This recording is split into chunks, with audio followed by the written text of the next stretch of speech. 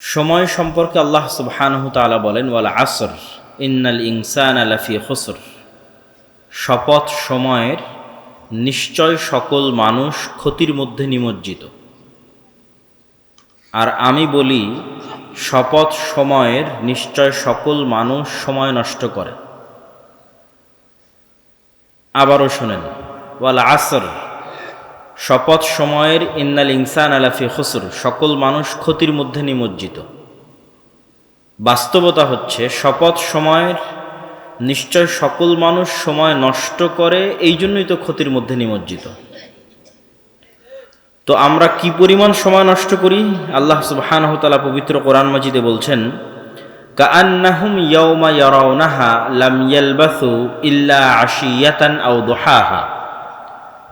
কঠিন কিয়ামতের মাঠে মানুষ দেখবে যে সে দুনিয়াতে বসবাস করেছে এক সন্ধ্যা অথবা এক সকাল। তথা আপনারা এখানে যারা বসে আছেন, কারো বয়স 50, 60, কারো 30, তো আপনি যদি এখন 60 বছর বয়সে মারা যান, তো আপনি পৃথিবীতে ছিলেন 60 বছর। অথচ আল্লাহ বলছেন আপনি কিয়ামতের মাঠে দেখবেন যে আপনি পৃথিবীতে বসবাস করেছিলেন মাত্র এক সকাল তথা কয়েক ঘন্টা, অথবা মাত্র এক সন্ধ্যা তথা কয়েক ঘন্টা, অথবা মাত্র এক দিন তথা 24 ঘন্টা। কেন এরকম দেখাবে? এরকম দেখাবে তার কারণ হচ্ছে পৃথিবীতে 60 বছর বসবাস করলেও আসলে পুরো সময়টাই নষ্ট হয়ে গেছে। কাজে লেগেছে কতটুকু? ওই 2-3 ঘন্টা, 3-4 ঘন্টা। সারা জীবনের সকল কাজে লাগা সময় একত্রিত করলে এক সন্ধ্যা হয়, এক বিকেল হয়, তথা কয়েক ঘন্টা হয়।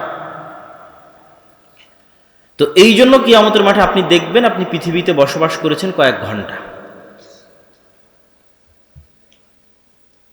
তো এটি ইবনুল কাইয়িম রাহিমাহুল্লাহ বলছেন যে মানুষ পৃথিবীতে 60 বছর বসবাস করলেও আসলে কোনো সময়ই সে সঠিকভাবে কাজে লাগাতে পারেনি। যেমন আল্লাহ বলছেন, ওয়াল আসর ইন্নাল ইনসানা লাফি খুসর, সকল মানুষ সময় নষ্ট করে, তবে ইল্লাল্লাযীনা আমানু, সময় নষ্ট করে না কারা? যারা ঈমান আনয়ন করেছে, ওয়া আমিলুস সলিহাত, সৎ আমল করেছে, এবং পরস্পরকে সত্য ও ধৈর্যের উপদেশ দিয়েছে।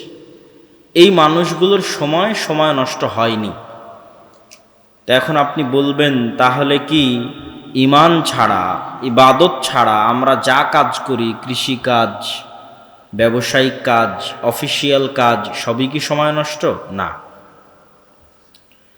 রাসূলুল্লাহ সাল্লাল্লাহু আলাইহি ওয়াসাল্লাম বলেন, ইন্নাদ দুনিয়া কুল্লুহা মালউনা, পুরো পৃথিবী অভিশপ্ত। শুধু যা আল্লাহর জন্য করা হয়, জ্ঞান অর্জন বাদে আল্লাহর জন্য যা করা হয় তা বাদে, তথা পুরো পৃথিবীর সব কাজই সময় নষ্ট।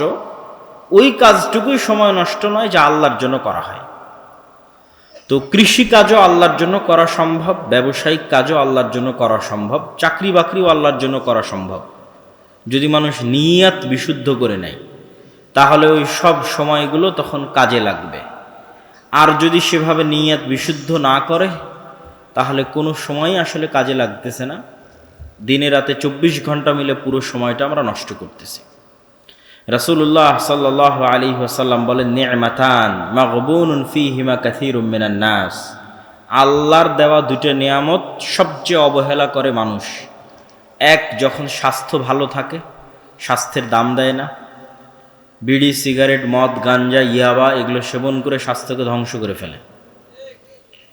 আর একটা হচ্ছে সময়, আল্লাহর দেওয়া নিয়ামত হচ্ছে অবসর সময়, সেটা জুয়ার মাধ্যমে, অনলাইন জুয়া, অফলাইন জুয়া, নেশা, video game, Facebook, YouTube, Twitter, TikTok, mobile, এগুলোর মাধ্যমে সেই সময়টাকে নষ্ট করে দেয়। তাহলে দুইটা জিনিসের মানুষ সবচেয়ে আল্লাহর দেওয়া নিয়ামতের অবমূল্যায়ন করে, একটা স্বাস্থ্য আর একটা সময়। এটা রাসূল সাল্লাল্লাহু আলাইহি ওয়াসাল্লাম বলছেন।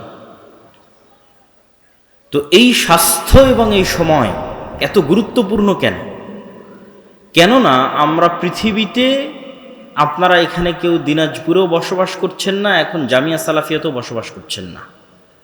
আমরা আসলে এই সময়টার মধ্যে বসবাস করছি। এই জায়গা থেকে যাবে, কিন্তু এই সময় চলে যাবে। সুতরাং আমরা বসবাস করছি সময়ের মধ্যে। 200 বছর আগেও দিনাজপুরে কেউ বসবাস করত। এই জামিয়া সালাফিয়ার এই প্রতিষ্ঠানই 200 বছর পুরাতন, মানে 200 বছর আগে ওখানে কেউ দায়িত্ব পালন করত, 200 বছর আগেও এখানে জালসা হতো, লোকজন উপস্থিত হতো, কিন্তু সেই লোকজন নাই, কিন্তু ওই জায়গা আছে। তাহলে ওই লোকেরা কোথায় বসবাস করেছিল? দিনাজপুরে না সময়ের মধ্যে? সময়ের মধ্যে। তাহলে আমরাও একদিন বিদায় নিব, তাহলে আমরা কোথায় বসবাস করছি? সময়ের মধ্যে। সময় আল্লাহর সবচেয়ে রহস্যজনক এক সৃষ্টি, যা আপেক্ষিক। এই জন্য কিয়ামতের মাঠে পৃথিবীর 50,000 বছরের সমান হবে একদিন, আর অথচ পৃথিবীতে 24 ঘন্টায় একদিন। এই আপেক্ষিকতা আরও ধরতে পারবেন যখন আপনি দ্রুত গতিতে চলতে পারবেন। কিন্তু আমরা তো অত দ্রুত গতি অর্জন করতে পারিনি। মানুষ আলোর গতি অর্জন করতে পারেনি। মানুষ যদি আলোর গতি বা আলোকে অতিক্রম করার গতি অর্জন করতে পারে, তাহলে সময় বলে আর পৃথিবীতে কিছু থাকবে না। যেমন মুহাম্মদ সাল্লাল্লাহু আলাইহি ওয়াসাল্লাম যখন মেরাজে গেলেন, তখন উনি সময়কে অতিক্রম করে গেছিলেন, তো তা আলোর চাইতে বেশি গতি ধারণ করেছিলেন, সূর্যের আলোর চাইতে। ফলত সময় তার জন্য স্থির হয়ে গেছিল। পৃথিবীতে সময় চলতে থেকেছে, কিন্তু তার জন্য সময় স্থির। তিনি সফর শেষ করে পুনরায় ফিরে এসেছেন। তো এই জন্য সময় আল্লাহ সুবহানাহু ওয়া তাআলার খুবই আশ্চর্যজনক এক সৃষ্টি। আর এই জন্য আল্লাহ সুবহানাহু ওয়া তাআলা সময়ের শপথ করতে থেকেছেন। আর সময়ের মধ্যে সবচেয়ে বরকতময় সময় দুইটা, এক ফজরের পরের সময়, আর এক রাতের শেষাংশ। এই জন্য সালাফে সালেহিন ফজরের পরে ঘুমাতেন না। লা ইয়ানামুনা বা'দা সালাতিল ফজর, ফজর সালাতের পর ঘুমাতেন না। যদি সফরেও থাকেন, কষ্টও হয়, তো সূর্য উঠা পর্যন্ত অপেক্ষা করতেন। সূর্য উঠলে তারপরে ঘুমাতে যেতেন। কেননা আল্লাহর নবী বলছে, ইন্নাল্লাহা জাআলা লিহাদিহিল উম্মাল বারাকা ফি বুকুরিহা, আল্লাহ আমার উম্মতের জন্য বরকত রেখেছে সকালে। সকালকে কাজে লাগায় এমন কৃষক, তার ধন সম্পদে বরকত হবে। সকালকে কাজে লাগায় এমন ব্যবসায়ী, তার ধন সম্পদে বরকত হবে। সকালকে কাজে লাগায় এমন ছাত্র, তার জ্ঞানে বরকত হবে। আর আমরা মুসলিম উম্মাহ আমাদের নবীর যে প্রাকৃতিক ন্যাচারাল রুটিন ছিল, ওই রুটিন অমান্য করে চলছি বলেই সফলতা পাচ্ছি না। আজকের পৃথিবীতেও যারা সবচেয়ে ধনী, কোটি কোটি টাকার মালিক, তাদের লাইফস্টাইলও গবেষণা করে দেখেন, তারাও সকাল সকাল ঘুম থেকে ওঠে এবং সকাল সকাল বিছানায় যায়। এটি আল্লাহ সুবহানাহু ওয়া তাআলার ন্যাচারাল, মানে প্রাকৃতিক নিয়ম আল্লাহ এভাবেই করে দিয়েছে। এই জন্য সকালে ফুলগুলো ফোটে, সকালে পাখিরা জেগে ওঠে, সকালে মোরগেরা জেগে ওঠে, আল্লাহর পুরো পৃথিবী সকালে জেগে ওঠে। তো আমরা যদি সকালকে ঘুমিয়ে পার করি এবং সকালকে কাজে না লাগাই, তাহলে আমরা সফলতা ধরতে পারবো না। এবং রাসূল সাল্লাল্লাহু আলাইহি ওয়াসাল্লামের রুটিন যদি ফলো না করি, রাসূলুল্লাহ সাল্লাল্লাহু আলাইহি ওয়াসাল্লামের যে সুন্নতি রুটিন ছিল। আর আরেকটা অংশ হচ্ছে রাতের শেষাংশ, ফাতাহাজ্জাদ বিহি নাফিলাতাল লাক আসা আন ইয়াবআসাকা রাব্বুকা মাকামান মাহমুদা। আপনি তাহাজ্জুদ পড়েন, কেননা আল্লাহ আপনাকে অনেক বড় সম্মান দিবেন। সে সম্মানের নাম মাকামান মাহমুদ। ওই সম্মান যদি পেতে চান, তো রাতে একটু হলেও সালাত আদায় করতে হবে। আর আমরা এই সমস্ত রুটিন থেকে বহু দূরে, যার ফলশ্রুতিতে আমরা আল্লাহ সুবহানাহু ওয়া তাআলার বরকত বঞ্চিত অবস্থায় আছি। সম্মানিত উপস্থিতি, সময়কে কন্ট্রোল করার সবচেয়ে বড় উপায় হচ্ছে 5 ওয়াক্ত সালাত, যা মানুষের সময়কে কাজে লাগাতে সহযোগিতা করবে। কেননা ইসলাম ইটসেলফ একটা টাইম ম্যানেজমেন্ট। ইসলামের এমন কোনো ইবাদত আপনি খুঁজে পাবেন না যা সময়ের সাথে সম্পৃক্ত নয়। সালাতের কথা বলবেন, সালাতও সময়ের সাথে সম্পৃক্ত। এরকম তো হতে পারত যে আমি দিনে একবারে একই সময় একসাথে সব ওয়াক্তের সালাতের রাকাত আদায় করে নেব। সকাল 10টার সময় ফজরের 2 রাকাত, জোহরের 4 রাকাত, আসরের 4 রাকাত, মাগরিবের 3 রাকাত, এশার 2 রাকাত, সব একবারই শেষ। এটা হতে পারতো না? পারতো না? বলেন তো। হতে পারতো যদি শুধু রাকাতগুলো মূল উদ্দেশ্য হতো। কিন্তু এই প্রত্যেকটা রাকাতকে নির্ধারিত সময়ে সেট আপ করা আছে, তথা ওই সময়গুলো আল্লাহর দরবারে সেভ হয়ে যাচ্ছে। ওই সময়ের সাথে মানুষকে কানেক্ট করা আছে, মুসলিম উম্মাহকে। সিয়াম রাখবেন, সিয়ামের শুরু শেষ সময়ের সাথে সম্পৃক্ত করা আছে। ইসলামের যত ইবাদত আছে, ঈদের সালাত আদায় করবেন, সময়ের সাথে সম্পৃক্ত করা আছে। কুরবানি করবেন, সময়ের সাথে সম্পৃক্ত করা আছে। এই পুরো দিনটা সময়ের সাথে কানেক্টেড। আল্লাহ সুবহানাহু ওয়া তাআলা আমাদেরকে সময়কে গুরুত্ব দেওয়ার তৌফিক দান করুক, আল্লাহুম্মা আমিন। বক্তব্যের দ্বিতীয় অংশ, বর্তমান বাংলাদেশে ইসলামী রাষ্ট্র ব্যবস্থা নিয়ে ব্যাপক আলোচনা হচ্ছে। মানুষজন চায় যে গণতান্ত্রিক উপায়ে তারা রাষ্ট্র ক্ষমতায় যাবে এবং ইসলাম প্রতিষ্ঠা করবে। এটি যে আকাশ কুসুম অলীক কল্পনার শামিল তা তারা বুঝতে পারে না। ইসলাম রাষ্ট্র ক্ষমতায় যাবে আর সবচেয়ে বড় ব্র্যান্ডিং হচ্ছে ন্যায় বিচার। রাসূলুল্লাহ সাল্লাল্লাহু আলাইহি ওয়াসাল্লাম বলেন, লা তাকুমু সাআহ হাত্তা ইয়ানজিলা ঈসা ইবনে মারইয়াম। কিয়ামত ততদিন হবে না যতদিন মারিয়ামের সন্তান ঈসা পৃথিবীতে নেমে না আসেন। পৃথিবীতে নেমে এসে তিনি সমগ্র পৃথিবীতে হাকামান মুকসিতা, ন্যায় বিচার প্রতিষ্ঠা করবেন। তো ইসলামের রাষ্ট্র ক্ষমতার ব্র্যান্ডিং ন্যায় বিচার।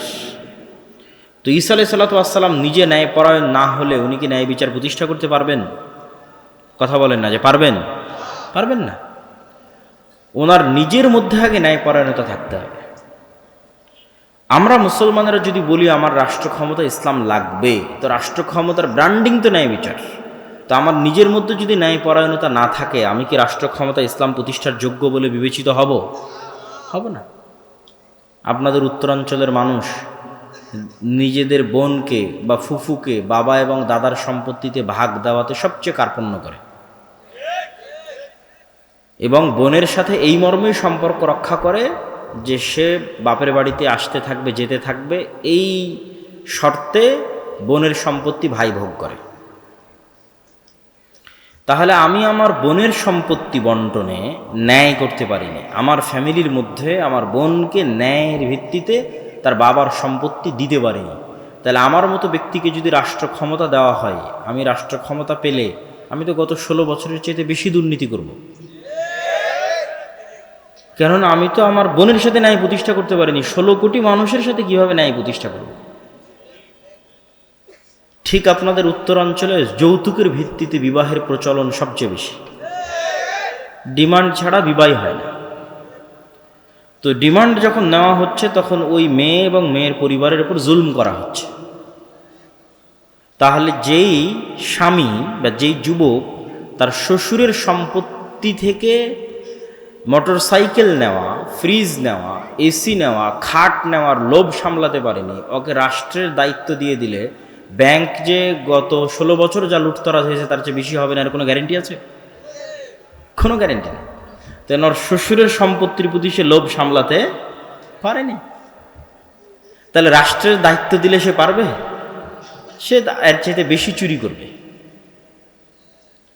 তাহলে এই সমস্ত মুসলমানেরা কি আপনার মনে হয় আল্লাহর যে ইসলামী রাষ্ট্র ব্যবস্থার ব্র্যান্ডিং, যে ন্যায় বিচার প্রতিষ্ঠা করা, তার যোগ্য?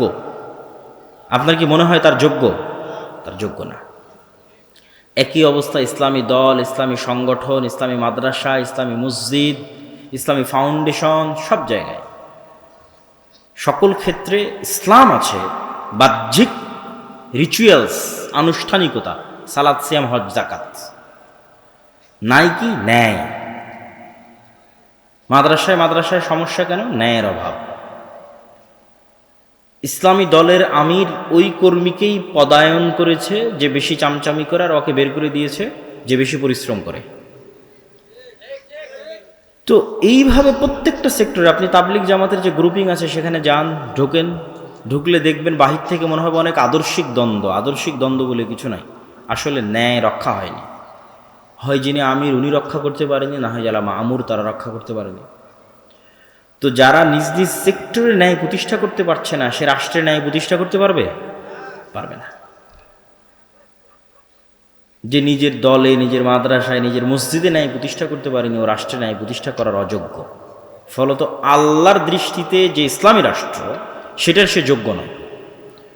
আবার যদি মিথ্যার দিক থেকে দেখেন, যে মিথ্যার অপরাধ মুসলমানদের কাছে কতটা হালকা হয়ে গেছে আজকের যুগে, যেখানে তৎকালীন মক্কার কাফের মুশরিকরা পর্যন্ত যারা নেতা ছিল, নেতৃস্থানীয় জায়গায় ছিল, তারা মিথ্যাকে ভয় পেত।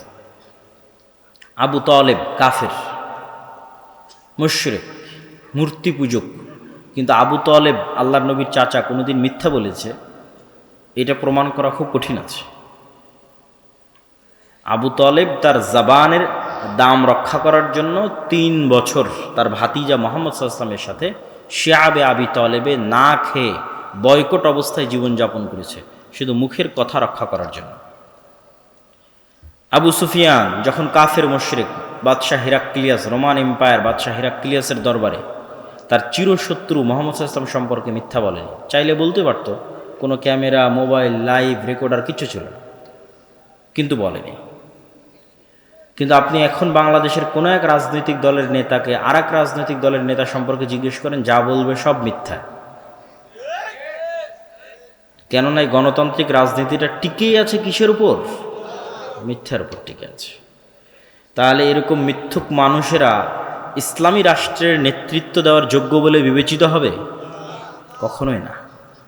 এই ধরনের মুসলমানদের আল্লাহ সুবহানাহু ওয়া তাআলা নেতা বানাবেন না। নেতা হতে হলে ন্যায় পরায়ণ হতে হয়, সত্য বলতে শিখতে হয়, না হলে নেতা হওয়া যায় না। আর আল্লাহর নবী চান যে মুসলিম উম্মাহ নেতৃত্ব দানকারী জাতি হোক, গোলাম জাতি না হোক। চান দেখেই তিনি বলছেন, কেননা নেতার আত্মসম্মান থাকে, মিথ্যুকের কোনো আত্মসম্মান থাকে না। চান দেখে আল্লাহর নবী বলছেন, আল্লাহুম্মা আউযুবিকা মিনাল মা'সামি ওয়াল মাগরাম, আল্লাহ আমি পাপ থেকে বাঁচতে চাই, ঋণ থেকে বাঁচতে চাই। আর এক দোয়াই বলছেন, আল্লাহুম্মা আউযুবিকা মিনাল হাম্মি ওয়াল হুজন, বলতে বলতে ওয়াজালা'id দাইন, ঋণ থেকে বাঁচতে চাই। আল্লাহর নবীকে জিজ্ঞেস করা হলো, কেন ঋণ থেকে বাঁচতে চান? তিনি বললেন, ইজাস্তাদানা রাজুল, মানুষ যখন ঋণ নেওয়া শুরু করে তখন মিথ্যা বলা শুরু করে। বোঝেননি মনে হয়? মানুষ যখন ঋণ নেওয়া শুরু করে তখন কি বলা শুরু করে? তাহলে মিথ্যা যেন না বলতে হয়, এই জন্য আল্লাহর নবী কি নিতে চান না? লোন নিতে চান না। কেননা লোন নিলে মিথ্যা বলতে হয়, মিথ্যা বললে নেতৃত্বের যে যোগ্যতা আছে, সেলফ রেসপেক্ট, আত্মমর্যাদা যে আছে, এটা নষ্ট হয়ে যাবে, গোলাম হয়ে যাবে। এই জন্য ইহুদিরা চায় সুদের এমন একটা ইকোসিস্টেম তৈরি করতে যে পৃথিবীর প্রত্যেকটা মানুষ ঋণগ্রস্ত হবে।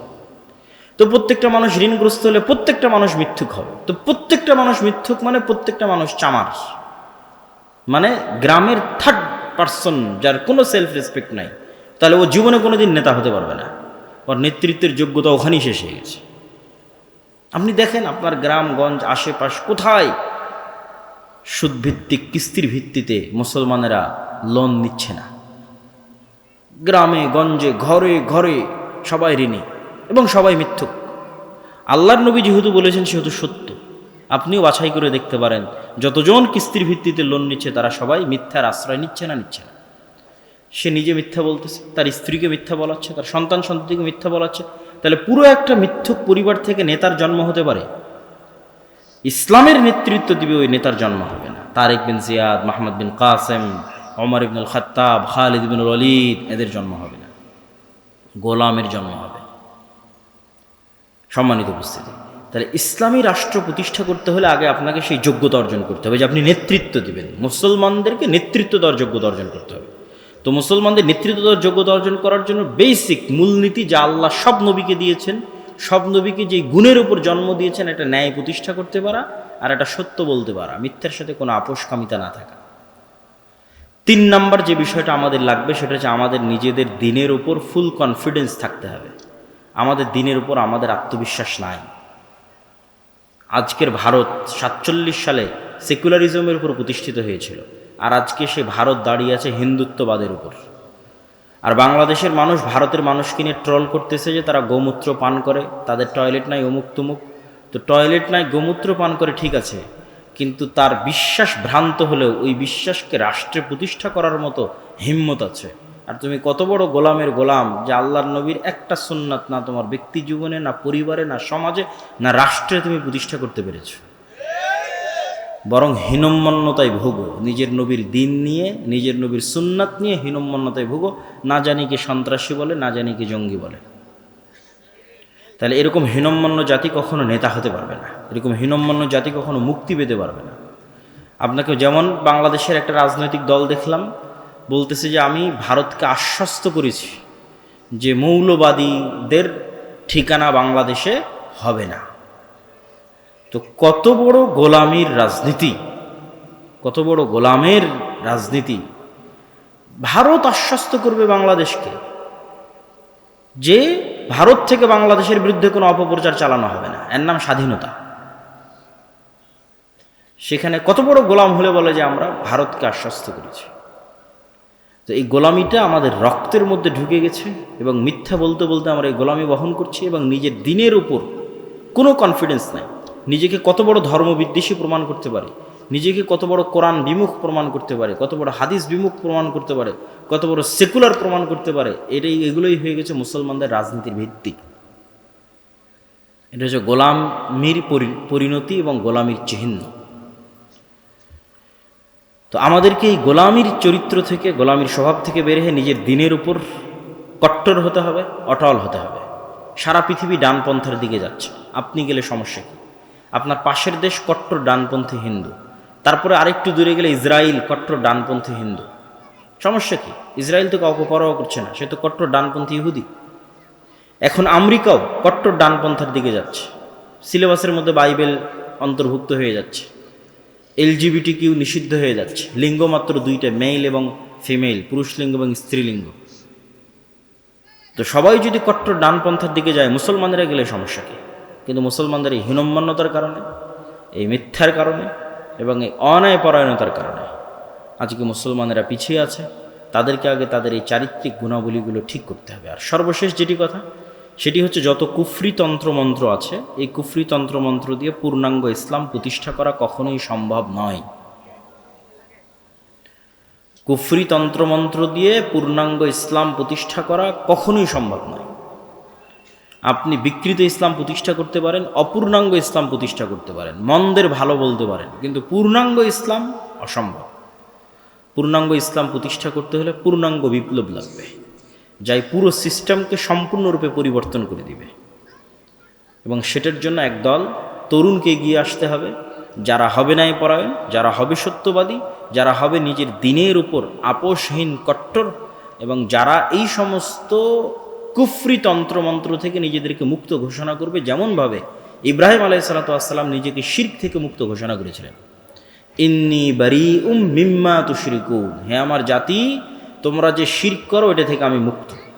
ইন্নী ওয়াজ্জাহতু ওয়াজহি লিল্লাযী ফাতারাস সামাওয়াতি ওয়াল আরজ, আমি আমার মুখমণ্ডলকে ওই প্রতিপালকের দিকে ফিরিয়ে নিয়ে যাচ্ছি যিনি আসমান এবং জমিনকে সৃষ্টি করেছেন, আর আমি মুশরিকদের অন্তর্ভুক্ত নই। আর এক আয়াতে ইব্রাহিম আলাইহিস সালাম বলেছেন, আল্লাহ সুবহানাহু ওয়া তাআলা বলেন ইব্রাহিম আলাইহিস সালামের কথা, কাফারনা বিকুম, তোমাদের কুফরি করলাম, তোমাদের রব, তোমাদের প্রতিপালক, তোমাদের মূর্তি, যা পূজনীয় ইলাহ আছে, এগুলোর কুফরি করলাম। তো এই সমস্ত কুফরি মতবাদ থেকে নিজেদেরকে মুক্ত ঘোষণা করতে হবে এবং অন্যায়ের বিরুদ্ধে আন্দোলন করতে হবে। নিজ নিজ জায়গায়, নিজ নিজ সেক্টরে, নিজ নিজ সক্ষমতার মধ্যে ন্যায় প্রতিষ্ঠা করতে হবে।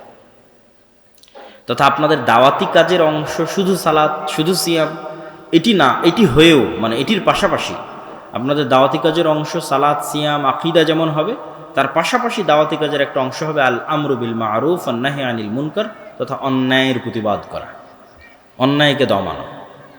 যেমন আপনারা যারা বিভিন্ন এলাকায়, বিভিন্ন গ্রামগঞ্জে দাওয়াতি কাজ করেন, তো এতদিন দাওয়াতি কাজ করতেন কি? দাওয়াতি কাজ করতেন সালাতের, সিয়ামের, আকীদার। এখন তার সাথে আরেকটা জিনিস যুক্ত করবেন, যে কোনো বাড়িতে যদি মৃত মানুষ মারা যায়, তো ওই মৃত ব্যক্তির কন্যাকে তার সম্পত্তি বুঝিয়ে দিতে বাধ্য করবেন। বুঝেননি মনে হয়? তাহলে আপনি কি প্রতিষ্ঠা করলেন বলেন তো? ন্যায় প্রতিষ্ঠা করলেন। তো ন্যায় প্রতিষ্ঠা করলেন মানে নেতা হয়ে গেলেন। এটা জেনে রাখেন যে ন্যায় প্রতিষ্ঠা করা মানে বাই ডিফল্ট নেতা হওয়া। আপনাকে আর আলাদা করে নেতা হতে হবে না, আলাদা করে ভোট চাইতে যেতে হবে না। আপনি ন্যায় প্রতিষ্ঠা করতে পারছেন মানে নেতা হয়ে গেছে। যত বেশি পরিমাণে ন্যায় প্রতিষ্ঠা করতে পারবেন, তত বড় লেভেলের নেতা হবেন। এভাবেই আল্লাহ সুবহানাহু ওয়া তাআলা পৃথিবী সাজিয়েছে। কোথাও যৌতুকের ভিত্তিতে বিবাহ হচ্ছে, ওটা বন্ধ করে দেন, বিনা যৌতুকে বিবাহের ব্যবস্থা করেন। যতদূর আপনার সাধ্যে কুলায় ততদূর আপনি মানুষের প্রতি হওয়া অন্যায়কে থামাবেন, আল্লাহর বান্দার প্রতি হওয়া অন্যায়কে থামাবেন, এবং আল্লাহর বান্দার মধ্যে যে ন্যায় আছে সেই ন্যায় প্রতিষ্ঠা করার চেষ্টা করবেন। আপনি যত বেশি পরিমাণে ন্যায় প্রতিষ্ঠা করার চেষ্টা করবেন, আপনি তত বড় লেভেলের নেতা হয়ে যাবেন। কিভাবে আল্লাহ আপনাকে কবুল করবে, কিভাবে রাষ্ট্র ক্ষমতা দিয়ে দিবে, এটা আপনি চিন্তাও করতে পারবেন না। কিন্তু ওই জাজবা, ওই মানসিকতা আমার এবং আপনার মধ্যে থাকতে হবে, এবং শুরু হতে হবে নিজের থেকে।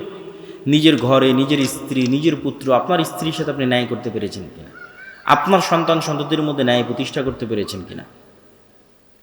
একদম নিজ জায়গা থেকে শুরু হতে হবে। নেতা হতে চাইলে, নেতৃত্ব দিতে চাইলে, রাষ্ট্রে ইসলাম প্রতিষ্ঠা করতে চাইলে। আল্লাহ সুবহানাহু ওয়া তাআলা আমাদেরকে সেই তৌফিক দান করুক, আল্লাহুম্মা আমিন। বক্তব্যের শেষের দিকে এসে আপনাদের সাথে কয়েকটা জরুরি কথা। এক, আদ-দাওয়া ইলাল্লাহ। আব্দুর রহিম প্রায় টানা 3 দিনের দাওয়াতি সফর দিনাজপুরের প্রায় সব উপজেলায় এসে যাওয়ার চেষ্টা করেছে। আমিও আপনাদের এই উত্তর অঞ্চলের বহু জেলায়, বহু উপজেলায় দাওয়াতি সফর দিয়েছি। আমাদের এই দাওয়াতি সফরগুলোর মূল উদ্দেশ্য মসজিদ ভিত্তিক দিন শিক্ষাকে শক্তিশালী করা। প্রায় 500টা মক্তবের শিক্ষক আমাদের থেকে ট্রেনিং নিয়েছে। এই 500 মক্তবের শিক্ষককে আগামী 22 তারিখ আমাদের একটা অনুষ্ঠান আছে ঢাকাতে, সেখানে তাদেরকে আমন্ত্রণ জানানো হচ্ছে ফোনের মাধ্যমে। যারা হয়তো দেখছেন তারাও জানতে পারবেন। সেখানে আমরা প্রায় 500টা মক্তবের শিক্ষককে তাদের যে কায়দা আছে, আমাদের উসমানী কায়দা, সেটি তাদের ছাত্র সংখ্যা অনুযায়ী ফ্রি বিতরণ করা হবে ইনশাআল্লাহ। আর এই 500 মক্তবের শিক্ষক যখন আমাদের কাছে ট্রেনিং নিয়েছে, তাদের যাতায়াত খরচ, থাকা খাওয়া খরচ, আসা খরচ সব কিছু আমরা বহন করেছি। তো এটি বিশাল কর্মযোগ্য, আল্লাহর দয়া, আল্লাহর রহমতে চলতেছে আলহামদুলিল্লাহ। এটির সাথে আপনাদের অংশগ্রহণ করতে হবে, যুক্ত হতে হবে। আমাদের সিলেবাসে, আমাদের ট্রেনিংয়ে আপনাদের মক্তবগুলোকে কানেক্টেড করতে হবে। ঠিক জামিয়া সালাফিয়ার অধীনে বিভিন্ন শিক্ষা প্রতিষ্ঠান পরিচালনারও আমরা উদ্যোগ নিয়েছি। জামিয়া সালাফের উন্নত সিলেবাস, উন্নত শিক্ষক, উন্নত ট্রেনিং, সকল কিছুর ভিত্তিতে। তো সেটিতেও আপনাদের প্রতিষ্ঠানগুলো অংশগ্রহণ করতে পারে। আর মাসিক আল ইতিসাম, মাসিক আল ইতিসামের প্রশ্ন উত্তর দেশি বিদেশি আলেম ওলামার উপস্থিতিতে নির্ধারিত হয়ে থাকে। মাসিক আল ইতিসামের সম্পাদকীয় সমসাময়িক হয়। যেমন জানুয়ারি মাসের সম্পাদকীয় ছিল সিরিয়ার ওপর, এই ফেব্রুয়ারি মাসের সম্পাদকীয় আছে মুক্তিযোদ্ধা বনাম রাজাকার, বাংলাদেশকে বিভক্ত করার এক ভারতীয় বয়ান। এরকম বিভিন্ন সমসাময়িক ইস্যুতে আপনারা মাসিক আল ইতিসামের সম্পাদকীয় পাবেন। আর সর্বশেষ আগামী 13-14 ফেব্রুয়ারি আল জামিয়া সালাফের রূপগঞ্জ নারায়ণগঞ্জে ভারত, পাকিস্তান, সৌদি আরব, নেপাল, বিভিন্ন রাষ্ট্রের বড় বড় আলেম ওলামা উপস্থিত থাকবেন। বিশেষ করে আল্লামা ইবতিসাম ইলাহি জাহির, যিনি আল্লামা ইহসান ইলাহি জাহির রাহমাহুল্লাহর সন্তান, তিনি জামিয়া সালাফের দাওয়াতে বাংলাদেশে আসতেছেন। তিনিও আগামী 13-14 ফেব্রুয়ারি উক্ত সালাফি কনফারেন্সে উপস্থিত থাকবেন। পাকিস্তানের আহলে হাদিসদের সিংহ পুরুষ বলা হয় আল্লামা ইহসান ইলাহি জাহির রাহমাহুল্লাহকে, তার সন্তান, বড় সন্তান আল্লামা ইবতিসাম ইলাহি জাহির। তা আপনাদের সকলের উদাত্ত আহ্বান থাকলো উক্ত আগামী 13-14 ফেব্রুয়ারির 2 দিনব্যাপী রূপগঞ্জের কনফারেন্সে উপস্থিত হয়ে সেটিকে সাফল্যমণ্ডিত করার, আর দাওয়া ইলাল্লাহর সাথে সম্পৃক্ত হয়ে মসজিদ ভিত্তিক দিন শিক্ষাকে শক্তিশালী করার এবং মাসিক আল ইতিসাম পড়া এবং ফ্রি বিতরণের মাধ্যমে এই দাওয়াতি কাজকে আরও শক্তিশালী, আরও জোরদার করার। আল্লাহ সুবহানাহু ওয়া তাআলা আমাদের সকলকে কবুল করুক, আল্লাহুম্মা আমিন।